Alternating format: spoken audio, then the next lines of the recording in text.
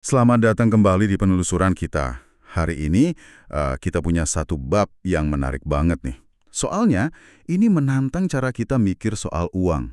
Kita kan sering banget ya diajarin kalau keputusan finansial itu harus dingin, logis, pokoknya berdasarkan angka aja di spreadsheet. Emosi, wah itu pengganggu katanya. Tapi apa benar gitu? Apalagi kalau udah menyangkut keputusan besar yang benar-benar ngebentuk hidup kita gitu loh. Nah, sumber kita kali ini dari buku The Art of Spending Money. Tepatnya bab 17. Judulnya aja udah, wah lumayan nyelikit nih. Spreadsheet nggak peduli sama perasaan Anda. Bab ini tuh kayak ngajak kita mikir ulang. Apa iya sih keuangan itu cuma soal angka? Jadi, misi kita hari ini yaitu, kita mau coba kupas tuntas argumen ini. Kita mau coba pahami, kenapa sih perasaan kita itu mungkin bukan musuh dalam urusan duit, tapi malah bisa jadi kompas yang penting. Dan gimana caranya merangkul sisi emosional ini? Ya tentu dengan bijak ya, biar bisa bantu Anda ngelola uang lebih nyambung sama diri sendiri. Udah siap nyelam? Yuk kita mulai aja. Penulis buku ini, dia buka babnya pakai cerita pribadi. Dan ini kayaknya wah banyak deh yang bisa ngerasain. Pengalamannya waktu dia sama istrinya lagi cari rumah pertama mereka. Udah niat banget di berdua. Pokoknya harus rasional. Kumpulin data sebanyak-banyaknya. Bandingin harga, lokasi, luas. Gitu-gitulah. Logika murni. Tapi, begitu mereka beneran berdiri di depan salah satu rumah yang dilihat di internet, apa yang terjadi coba? Belum juga ngomong banyak, istrinya langsung nyeletuk. Aku suka banget rumah ini. Dan si penulisnya ini, dia ngerasain hal yang sama. Ada getaran gitu. Apalagi pas lihat detail kecil di halaman depan, ada ayunan pohon buat anak-anak. Kebetulan banget mereka baru punya bayi. Tiba-tiba aja, rumah itu jadi bukan sekedar ya bangunan gitu. Langsung kerasa trek gitu loh. Rasanya pas. Terus gimana? Rencana buat rasional tadi? Yah, ambyar. Lenyap gitu aja. Emosi langsung ngambil alih. Nah, cerita itu benar-benar nangkep inti argumen bab ini ya. Gimana sebuah objek, ya contohnya rumah, itu bisa nyentuh sesuatu yang lebih dalam dari sekedar hitung-hitungan duit. Rumah itu kan bukan cuman aset di laporan keuangan ya kan, tapi jadi kayak wadah buat mimpi, buat bayangan masa depan, simbol rasa aman buat keluarga, tempat buat ngelukis kenangan nantinya. Mana ada spreadsheet yang bisa ngitung nilai sebuah ayunan pohon buat pasangan muda yang baru mulai berkeluarga? Nggak ada kan? Keputusan beli rumah, kayak ini ceritain tadi, itu sering banget melampaui analisis untung rugi biasa. Ada dimensi psikologis, dimensi emosional yang kuat banget di sana. Kita tuh nggak cuma beli properti, tapi kita kayak beli sebuah visi. Visi tentang hidup yang pengen kita jalanin di tempat itu. Dan nilai visi itu, seringnya nggak bisa diukur pakai angka rupiah aja gitu. Nah, itu dia poinnya kan. Bahkan nih ya, penulisnya cerita lagi soal obrolannya sama si istri malam sebelum penawaran mereka akhirnya diterima. Dia nanya gini, gimana perasaanmu kalau kita nggak dapat rumah ini? Jawabannya pendek tapi dalam banget, aku bakal hancur. Kalau kita lihat dari kacamata finansial murni, wah ini kedengarannya lemah banget ya, atau nggak rasional gitu. Ngapain sih sampai segitunya terikat emosi sama aset yang belum tentu jadi milik kita? Tapi penulis yang ngakuin, ya inilah kenyataannya. Manusiawi banget. Hampir semua orang yang pernah ngalamin proses kayak gini, ngerasain hal yang mirip-mirip lah. Beli rumah itu ya beda kelas lah sama milih pemanggang roti baru di toko. Taruhannya jauh lebih gede. Nggak cuma duitnya, tapi emosinya juga. Nah pertanyaannya, apa ini artinya kita semua salah nih ngelola emosi pas berhadapan sama uang? Atau jangan-jangan ada yang kelewat dari cara pandang keuangan harus rasional itu? Pertanyaan bagus itu. Bab ini sebenarnya nggak langsung ngejudge salah atau benar sih, tapi lebih ngajak kita lihat dari sudut pandang yang beda aja.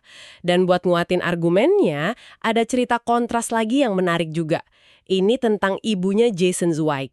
Jason Zweig ini kan kolumnis keuangan terkenal ya di Wall Street Journal. Nah, ibunya ini mau jual rumah masa kecil si Zweig. Secara fisik nih, rumahnya banyak kurangnya. Ibunya sendiri aja sebenarnya nggak pernah yang suka-suka banget sama desain atau kenyamanan fisiknya. Tapi pas udah waktunya mau dijual beneran, muncul pergulatan batin yang hebat.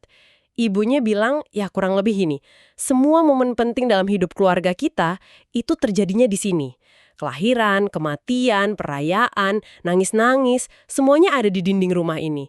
Aku nggak bisa gitu aja ninggalin semua kenangan itu. Nah di sini kita lihat kan, ada benturan antara nilai pasar ya, duit yang bisa didapat kalau rumah itu dijual, sama nilai emosional yang nggak ternilai harganya.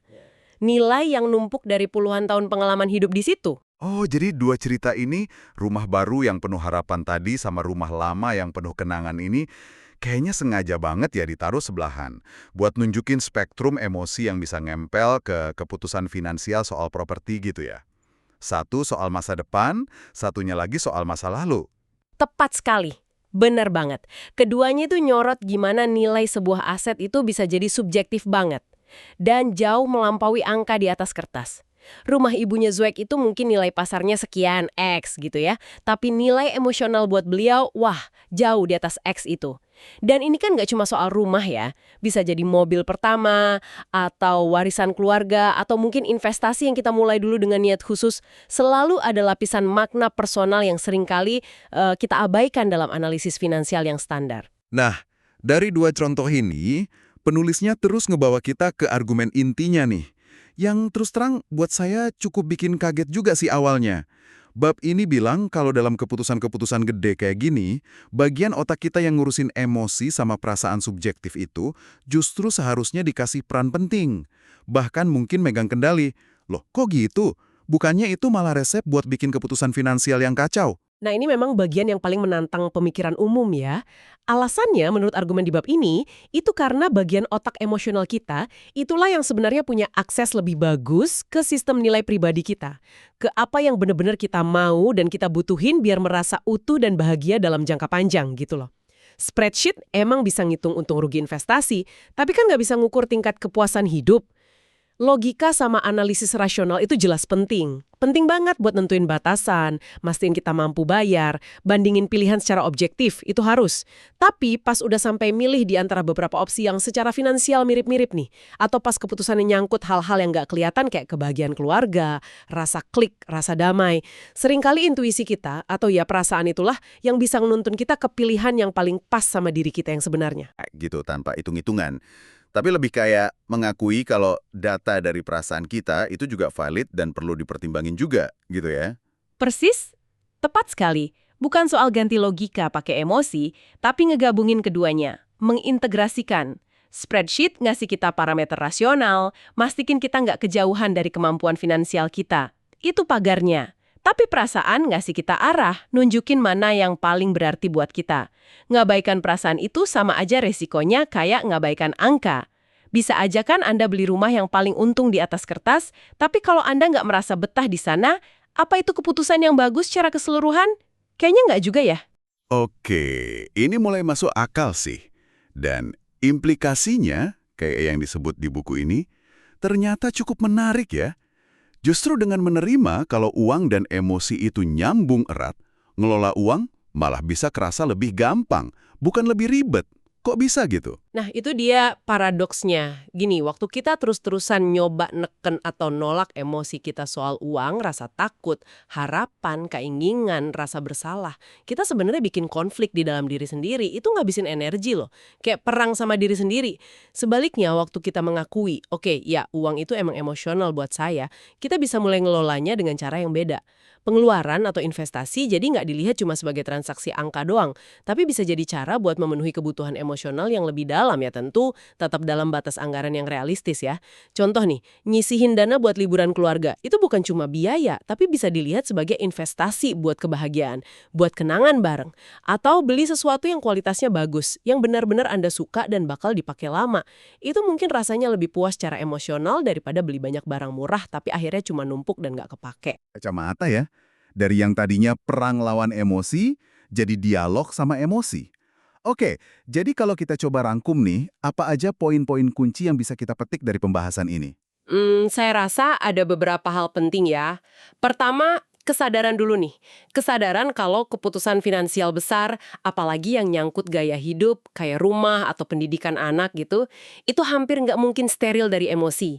Ngakuin ini aja udah langkah pertama buat bikin keputusan yang lebih utuh, lebih holistik. Emosi itu bukan error dalam sistem kita, tapi fitur bawaan yang punya fungsi sendiri. Oke, itu yang pertama, kesadaran. Terus, Kedua, penting banget buat ngebedain atau paling nggak sadar kalau ada dua jenis nilai.